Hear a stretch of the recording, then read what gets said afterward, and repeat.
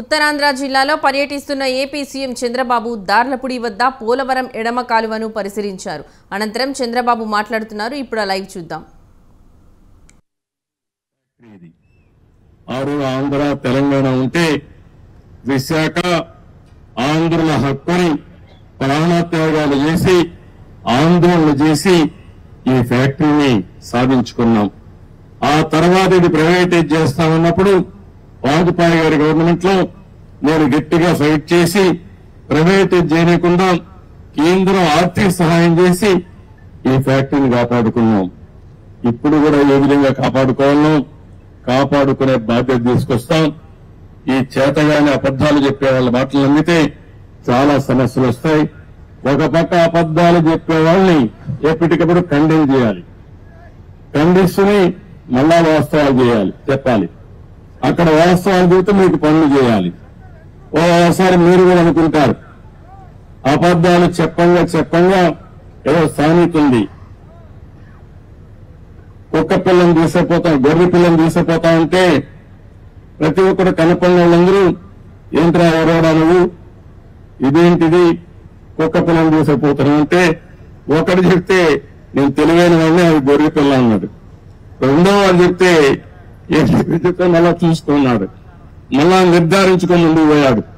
మూడోసారి చెప్తే వీడికి అనుమానం వచ్చింది. నాలుగోసారి అంటే ఇది కుక్క పిల్లని పారేసి వెళ్ళిపోతాడు.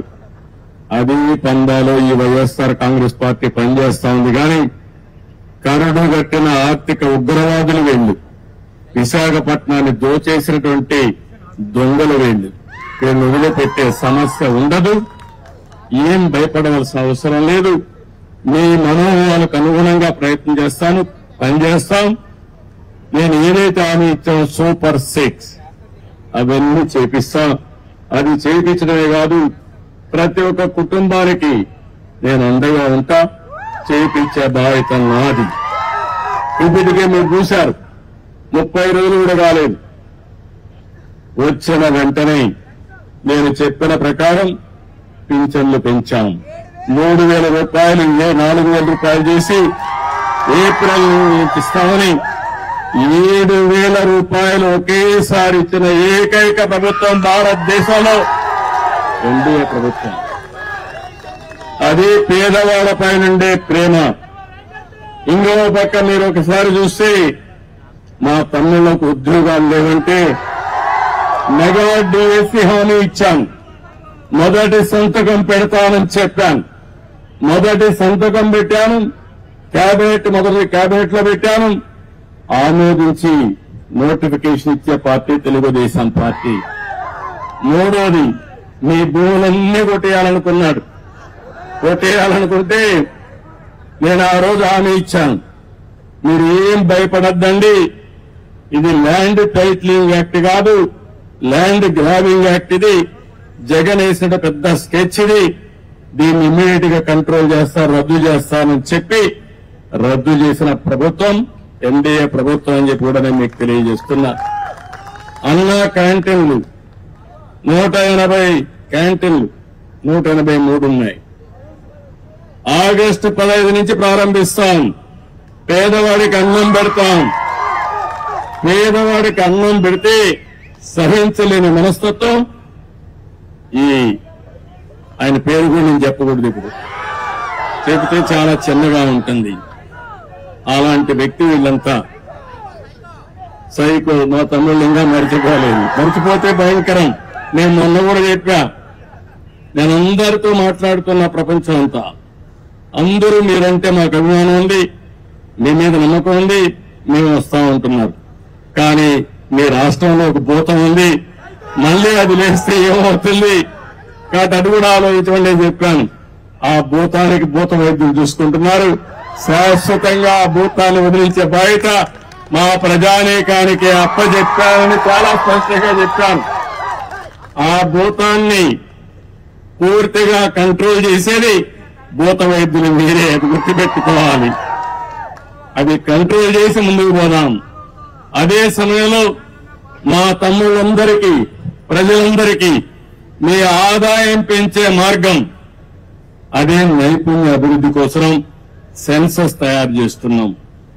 అందులో ఏ విధంగా మీ ఆదాయం పెరుగుతుంది, యువతకు ఉద్యోగాలు ఏ విధంగా వస్తాయి, ప్రపంచం మొత్తం రాణించాలంటే ఎలాంటి నైపుణ్యం మీకు కావాలో అది ఇప్పించే బాధ్యత మాది. దానికి కూడా శ్రీకారం చుట్టామని చెప్పి కూడా నేను మీకు తెలియజేస్తున్నా. అన్నింటికంటే ముఖ్యంగా ఇసుక, ఉచిత ఇసుక ఫ్రీ. ఏం తమ్ముళ్ళు ఎన్నికల ముందు చెప్పాను, ఫ్రీ ఇసుక ఇస్తానన్నాను, ఉచిత ఇసుక ఇస్తా అన్నాం. మాట నిలబెట్టుకున్న పార్టీ ఎన్డీఏ పార్టీ అని చెప్పి కూడా నేను మీకు తెలియజేస్తున్నా. మీరందరూ ఒక పక్క నా మీద గాని, పవన్ కళ్యాణ్ గారి పైన గాని, నరేంద్ర మోడీ గారు చెప్పిన విషయాలు, ఎన్డీఏ చెప్పిన విషయాలన్నీ కూడా మీరు నమ్మారు, పూర్తిగా విశ్వసించారు, మాకు బ్రహ్మాండమైన మెజార్టీతో గెలిపించారు. మేమందరం కూడా మీకు రుణపడి ఉన్నాం. తప్పకుండా మీ రుణం తీర్చుకుంటాం.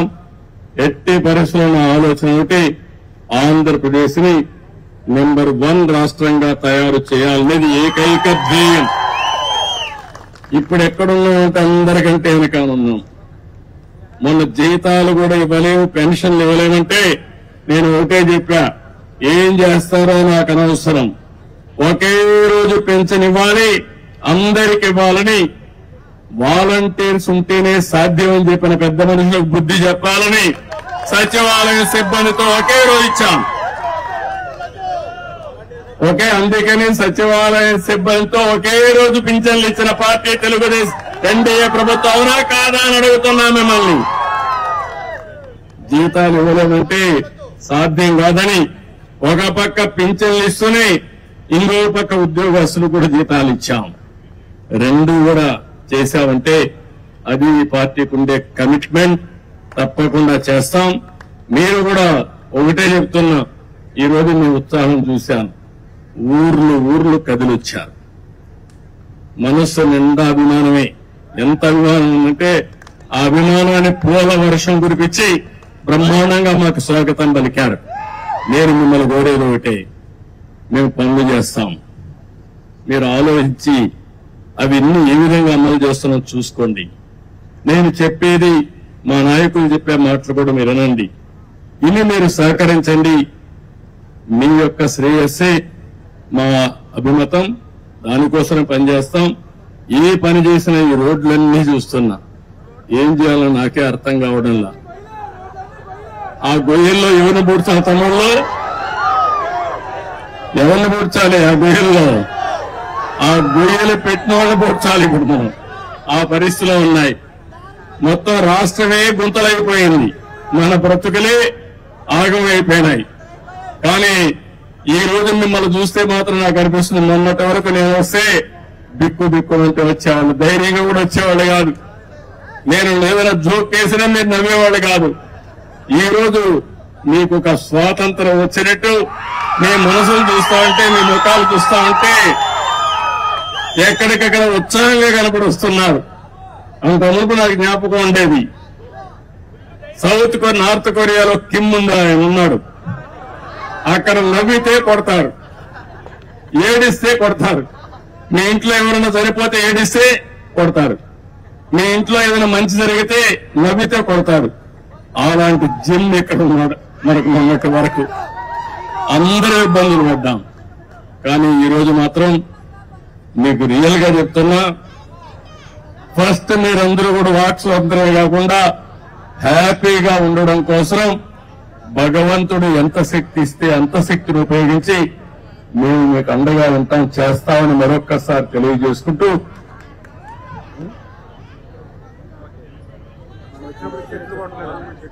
ఇప్పుడు ఆయన వస్తే దారంతా చెట్లు కొట్టేశాడు. అవునా కాదా? ఎక్కడ చూసినా పరదాలు కట్టేసేవాడు. అవునా కాదా? ఎక్కడ చూసిన షాపులన్నీ మూసేసేవాడు. అవునా కాదా? మా వాళ్ళు ఒక చిన్న తప్పు వేశారు, కార్పెట్ వేశారు.